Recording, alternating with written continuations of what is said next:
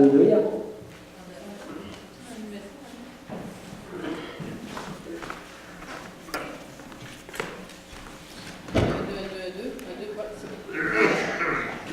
Amen. On est un bon temps dans la présence du Seigneur. Amen, amen. Ah, tu es bon. Moi, j'ai quasiment plus besoin de prêcher ce matin parce que si vous avez été attentif aux prophéties, et attentif aux paroles aussi d'exhortation qui ont été emmenées, là, en tout cas, je pense que je vais complémenter. Merci, Monique, pour ce que tu as apporté. Où, Monique? En avant. Okay. Bon, merci pour ce que tu as apporté parce que c'est un autre aspect du message que j'apporte, mais que je n'avais pas touché, que je ne touche pas. J'apporte ça sur une autre facette. Mais la parole de Dieu, elle est tellement vaste qu'on la tourne sur un côté, tourne sur un bord, il y a toujours une facette, il y a toujours une façon de voir, puis c'est ça qui est merveilleux. Amen? Amen. Tu peux faire ça là-dessus. Je suis pas rendue. Amen. Vous savez, dernièrement, on a eu une formation à Réma, Québec, et il y avait un pasteur de Montréal qui était là-bas. Et ce pasteur-là racontait qu'il y avait un homme qui fréquentait son assemblée depuis plusieurs temps, et là, tout d'un coup, du jour au lendemain, il a arrêté de venir. Puis, il ne savait pas pourquoi. Puis, il l'a rencontré un jour sur le trottoir, pas loin de son église, puis il dit, pourquoi il dit, tu ne viens plus à l'église? Bon, il dit, écoutez, il dit, pasteur, il dit, moi, il dit, une femme, il dit, qui prêche, il dit, je suis pas capable. On est en 2015. André. Et finalement, il a pris le temps de lui expliquer avec la parole de Dieu. Vous savez, il y a des passages dans la Bible, parce qu'on ne les a pas remis dans leur contexte biblique. On les a interprétés de différentes façons. Et ça a beaucoup freiné la place de la femme dans l'Église. Mais je pense qu'on est rendu réellement à une époque où Dieu veut plus que jamais remettre les pendules à l'heure. Parce que la Bible nous dit qu'en Psaume 68, que les messagers de bonnes nouvelles sont une grande armée. Et voyez-vous, le Seigneur est en train d'élever des femmes de Dieu, qui ont toutes sortes de dons, d'appels, puis les remettre en position avant son retour. Et ça devrait réjouir nos cœurs de voir comment, oui, le Seigneur va travailler.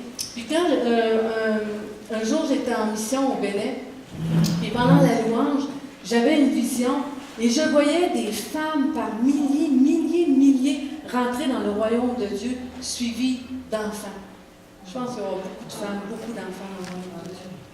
Beaucoup de femmes et beaucoup d'enfants. Donc, je crois, et Jésus a toujours donné une place privilégiée aux femmes. Toujours.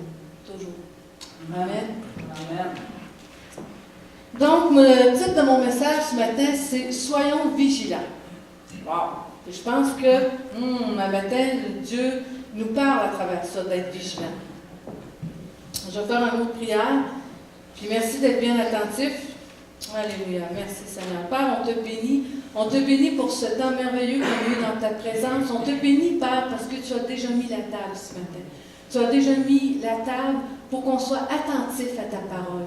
Et merci, Seigneur, que toute distraction est liée dans ce lieu, toute hypnose est liée dans ce lieu, tout ce qui peut empêcher d'entendre, de comprendre le message ce matin, c'est lié dans le nom de Jésus-Christ de Nazareth. Et merci, Seigneur, que notre esprit s'ouvre à ta parole ce matin et que le message est reçu, Seigneur. Amen. Oui, merci, dans le nom de Jésus. Amen. Amen. Je prends mon verre.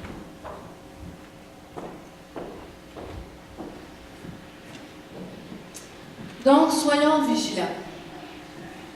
Dans l'Apocalypse, l'apôtre Jean reçoit une révélation de Jésus-Christ par l'intermédiaire d'un ange.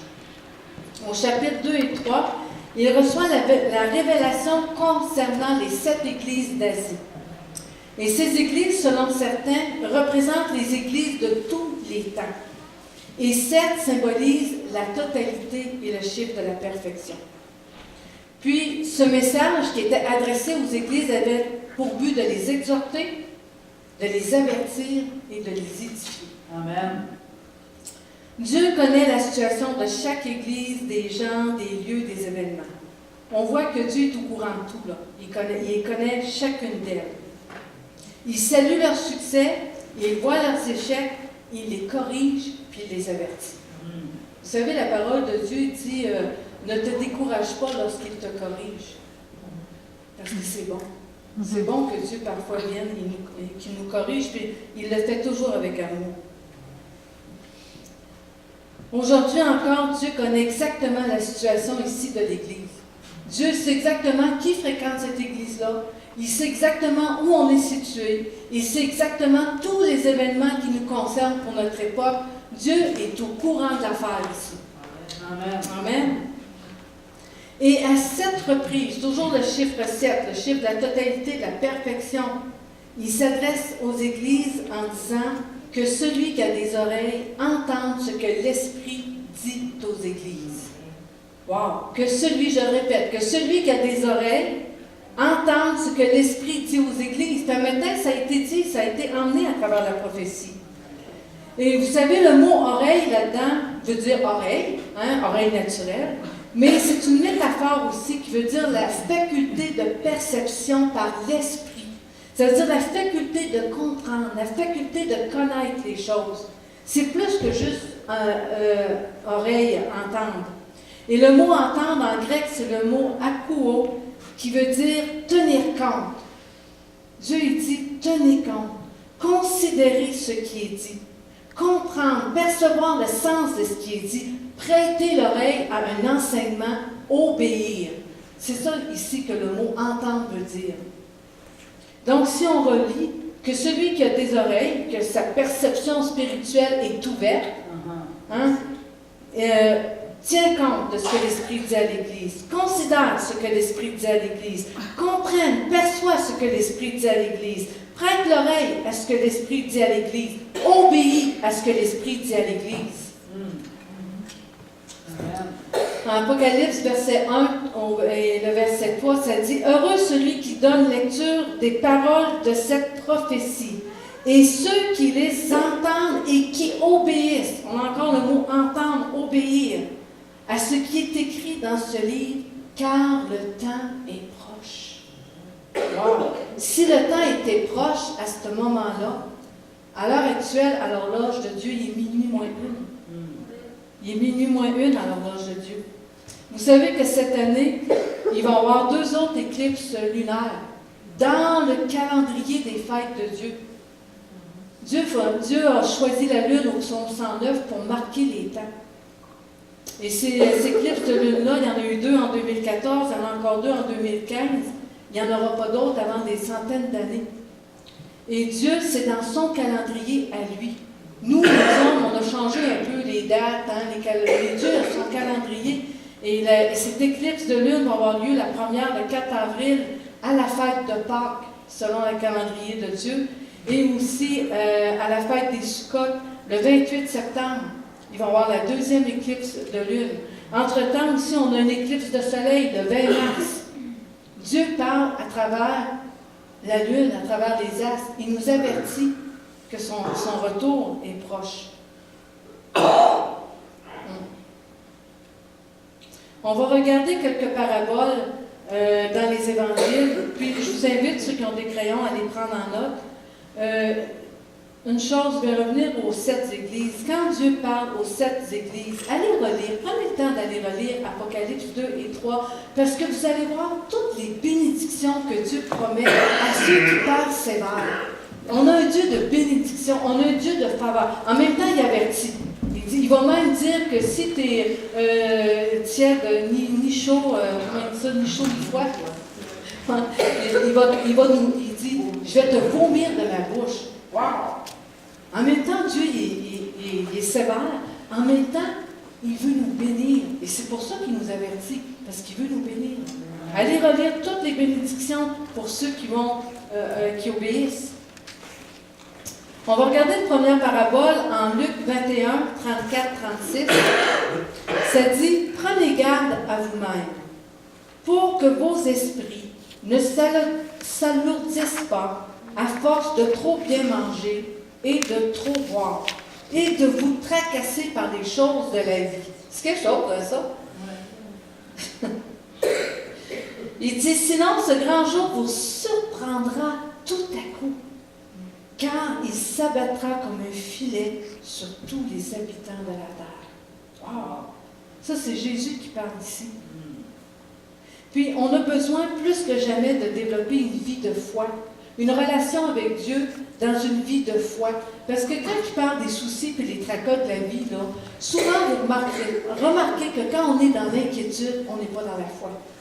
Quand on est dans l'inquiétude, on est dans le doute, on est dans la peur. Et le doute, la peur, c'est le contraire de la foi. Puis on a besoin de développer cette relation de foi-là, notre foi en Dieu. Parce que sinon, c'est les tracas, c'est les soucis de la vie qui nous envahissent. Puis c'est comme, tu es tellement paralysé par toutes sortes de peurs, toutes sortes de craintes, de soucis, de tracas, que finalement, tu n'as plus le temps de développer ta relation avec Jésus. C'est très superficiel. Mais Dieu, il veut beaucoup plus. Il vaut plus et il veut plus. Amen. Il continue au verset 36 en disant « Restez sur vos gardes et priez sans relâche. » Le prier sans relâche, là, ça veut dire reste connecté. La louange, l'adoration, pendant la journée, reviens à lui. Reviens à lui. Et ça, là, c'est pas automatique. Hein? On a tous à faire un effort dans ce sens-là. Que Dieu vous donne la force, c'est ça, il dit priez sans relâche, que Dieu vous donne la force d'échapper à tout ce qui doit arriver et de vous présenter debout devant le Fils de l'homme. Wow. Et quand il dit, demandons la sagesse de Dieu dans le boire et le manger. On est dans une société d'abondance. On a de l'abondance. Dieu n'est pas contre qu'on mange bien. Il n'est pas contre ça. Mais demandons-lui la sagesse dans le boire et le manger.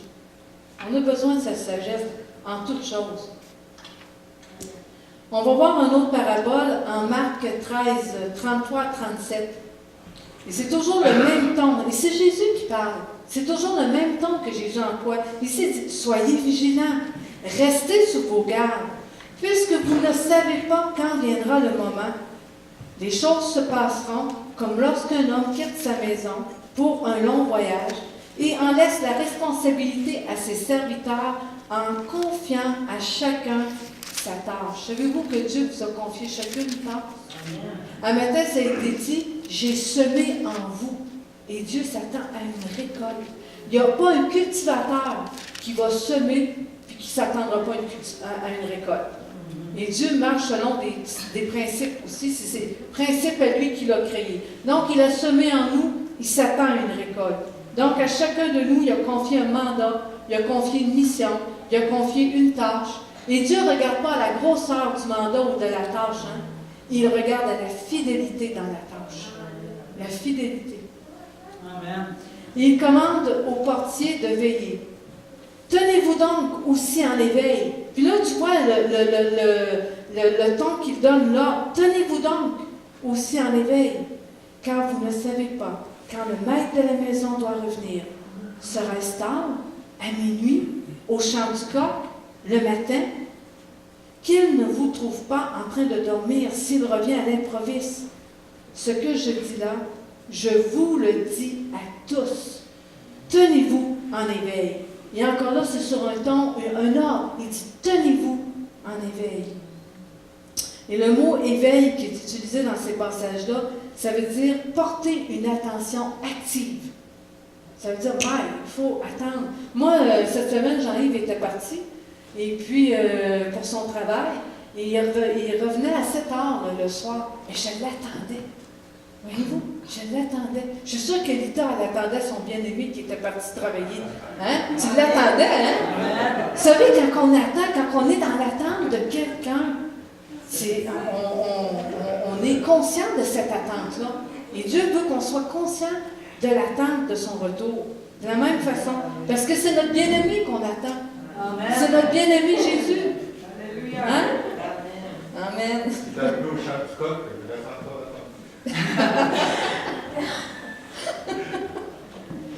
Alléluia. Ouais, c'est ça. Amen. Amen. Restez actifs dans l'attente. Jean-Yves, tantôt, parlait de la parabole des 10 vierges. Monique en a parlé ce matin. Allez les relire. Vous savez, la parabole des 10 vierges, c'est particulier parce qu'elle est située tout de suite après. C'est Matthieu 24, parabole des 10 vierges, Matthieu 25. Et Matthieu 24, c'est lorsque Jésus décrit tout ce qui va arriver avant son retour. Et tout de suite après qu'il décrit ça, il nous donne la parabole des 10 vierges. Wow! Il faut allumer nos lampes. Amen. Aïe, aïe.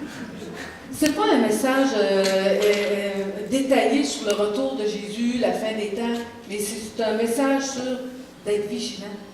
Parce que oui, son retour est proche. Amen. Matthieu 24, au verset 46, ça nous dit « Il va venir à l'heure où on n'y pensera pas. » Imaginez là. Imaginez que Jésus va venir à l'heure où on n'y pensera pas. On va être en train de faire quelque chose là, puis ouf, il va venir nous chercher. À l'heure où on n'y pensera pas. Personne ne va y penser. On n'y pensera pas. Donc, restez actifs dans l'attente. Il y a aussi au Luc 12, 31, 35 à 43. On va prendre le temps de le lire ensemble.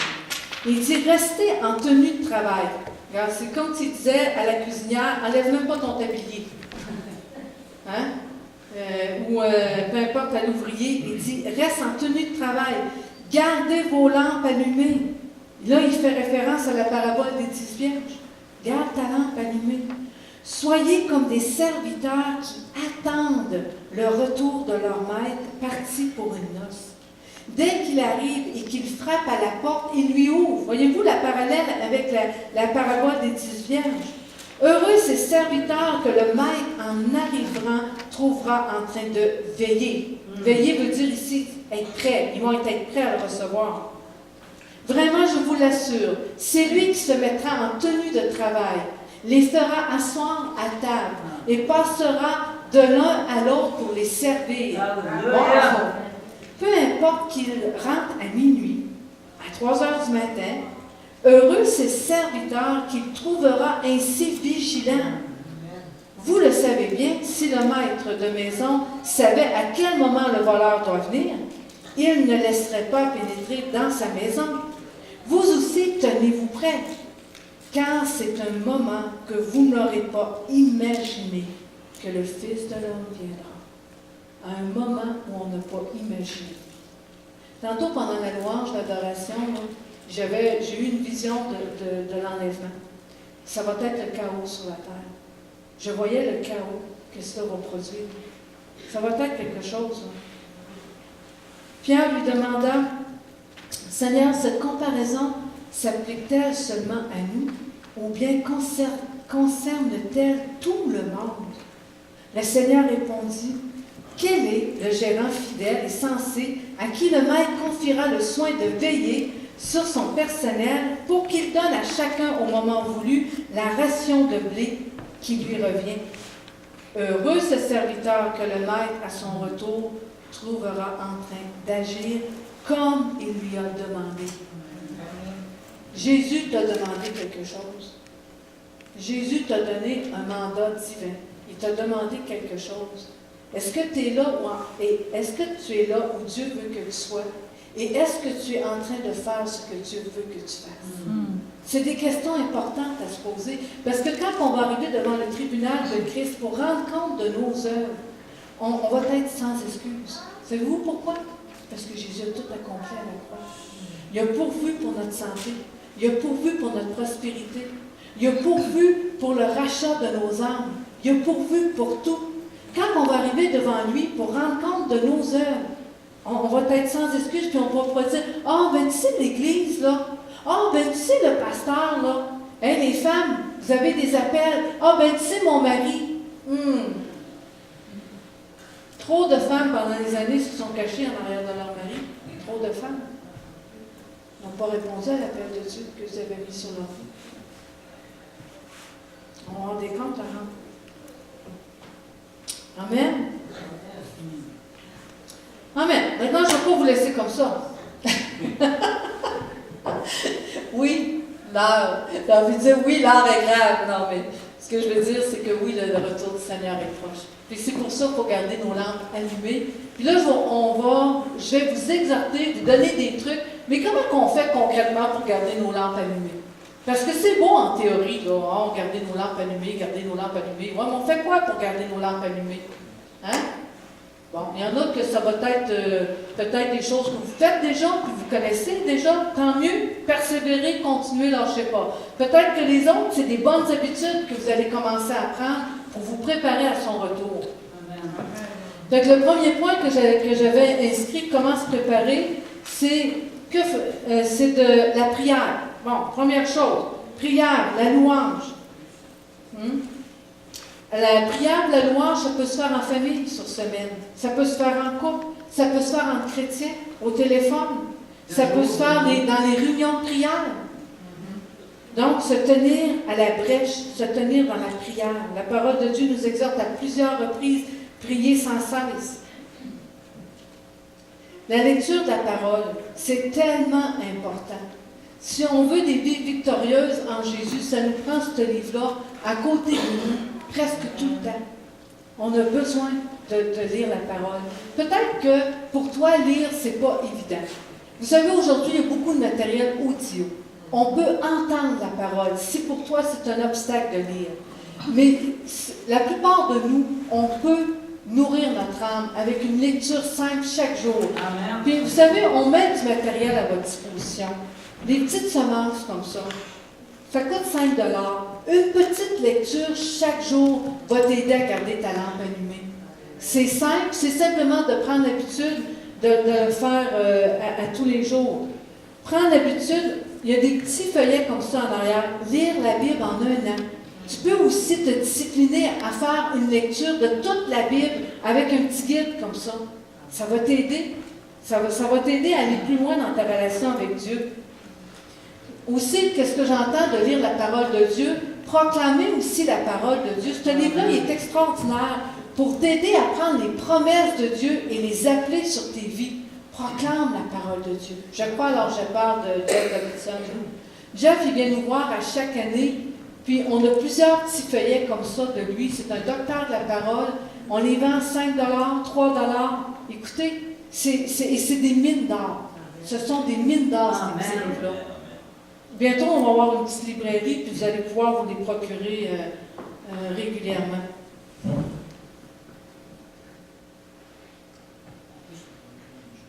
Oui, ils ne sont pas toujours sortis. Amen. En fait, chacun de nous, on est responsable de notre croissance spirituelle. C'est bon de venir régulièrement aux réunions aussi le dimanche.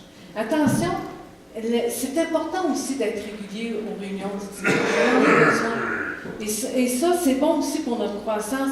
Et chacun de nous, on est responsable de cette croissance-là.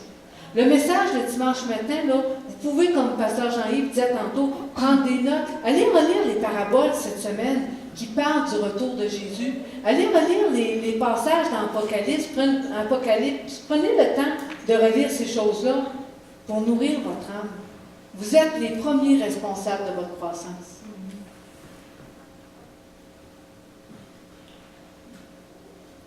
Bientôt, il va y avoir une retraite de couple.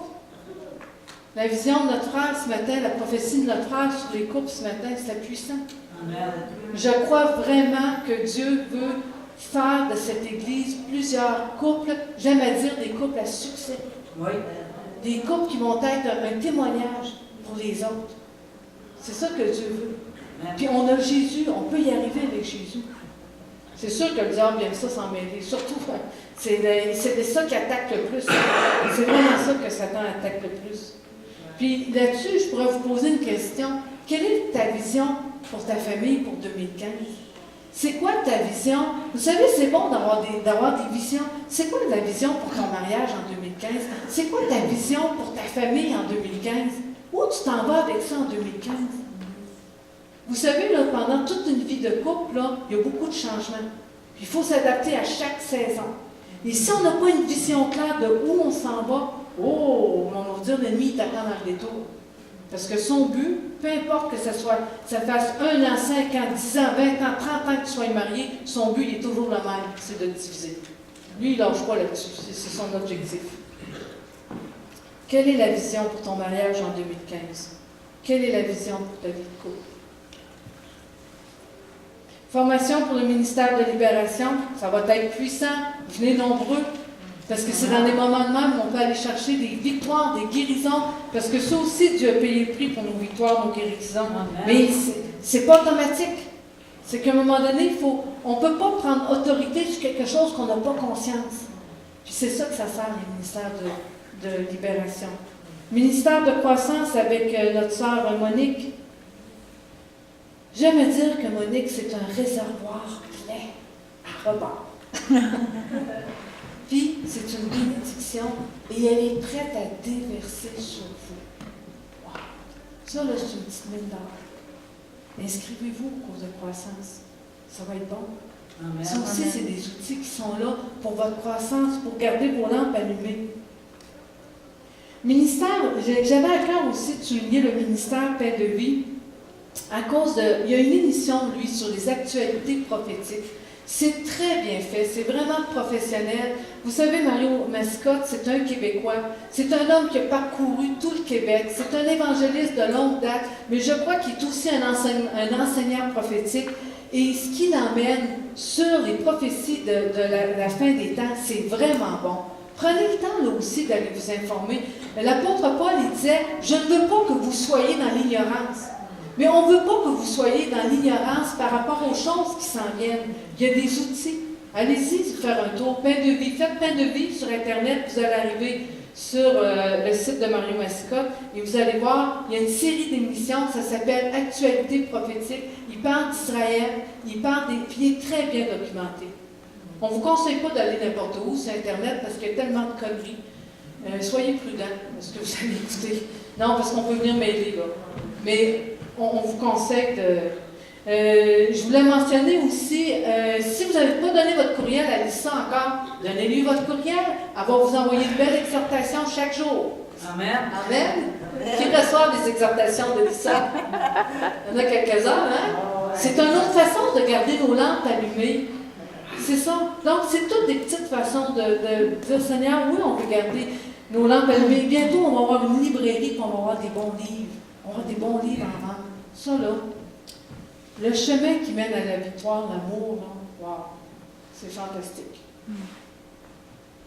Sois libre, sois mince. Le pasteur de prophétesse Martine Wilkie, c'est bon. C'est bon parce qu'elle donne des outils pour se libérer des mauvaises habitudes qu'on a dans notre vie. Tellement de façons, tellement de moyens de garder nos lampes allumées. Amen. Amen. On est appelé aussi à témoigner. On est appelé ensemble à répondre à la grande commission. On est appelé à servir dans l'Église. Nous sommes appelés à faire notre part aussi financièrement pour l'Église. Dieu, pour toutes ces choses-là, on va avoir des comptes à rendre à Dieu. Il manque beaucoup de personnes ce matin. Appelons-en un ou une qui n'est pas là ce matin. Quelqu'un avec qui vous avez une amitié particulière. Si vous n'avez pas son téléphone, appelez-moi, on va vous le donner. Amen. Amen. Donc, est-ce que ça va qu'on a, on a beaucoup de moyens de garder nos lampes allumées? Parce que c'est en prenant du temps dans la présence de Dieu, c'est en lisant la parole, c'est en prenant du temps dans la prière qu'on développe cette relation-là avec Dieu et qu'on garde nos lampes allumées. Amen. Soyons vigilants. Prenez garde. Hein? Prenons garde à nous-mêmes. Soyons vigilants. Restons en tenue de travail. Veillons. Gardons nos lampes allumées. Amen. Il y a une promesse que Dieu nous a faite pour l'année 2015, Éphésiens 3:20. Or, à celui qui peut faire par la puissance qui agit en nous, infiniment au-delà de tout ce que nous demandons ou pensons. Le infiniment au-delà, il est en lien direct avec notre consécration. J'ai presque terminé. Allez, monsieur, soyez patient. Moi, je suis comme une maîtresse d'école, moi. Maman, la maîtresse d'école, je regarde, moi. Ouais, ben ça, c'est bon, ça. Ouais, c'est ça. C'est bon, elle est bon. C'est bon. Tu n'es pas pour longtemps. Or, à celui qui, par la puissance qui agit en nous, infiniment au-delà de tout ce que nous demandons et pensons. Donc, l'infiniment au-delà, il est en lien direct avec notre consécration. Le niveau de consécration qu'on va décider, chacun de nous, cette année, va déterminer le déversement que Dieu va faire dans chacune de nos vies. Amen. Dieu désire un niveau de consécration plus élevé en cette année.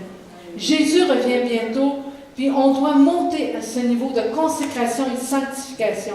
Et ce niveau-là de consécration va déterminer le niveau de surnaturel. Yes. De surnaturel. Est-ce qu'on veut une année de récolte surnaturelle? Consécration surnaturelle. Des percées surnaturelles. Consécration, percée surnaturelle. Des portes qui s'ouvrent surnaturellement. Qui a besoin de portes qui s'ouvrent surnaturellement? Consécration égale portes qui s'ouvrent surnaturellement.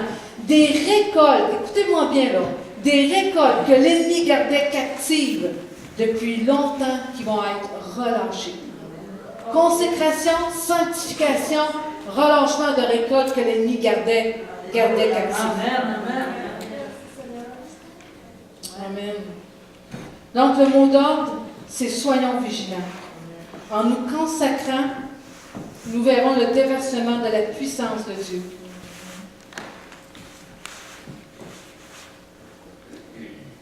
Et je vais reprendre la promesse que Dieu a faite. Or, à celui qui peut faire, par la puissance qui agit en nous. Il y a une puissance qui agit en nous. Infiniment au-delà de ce que nous demandons ou pensons.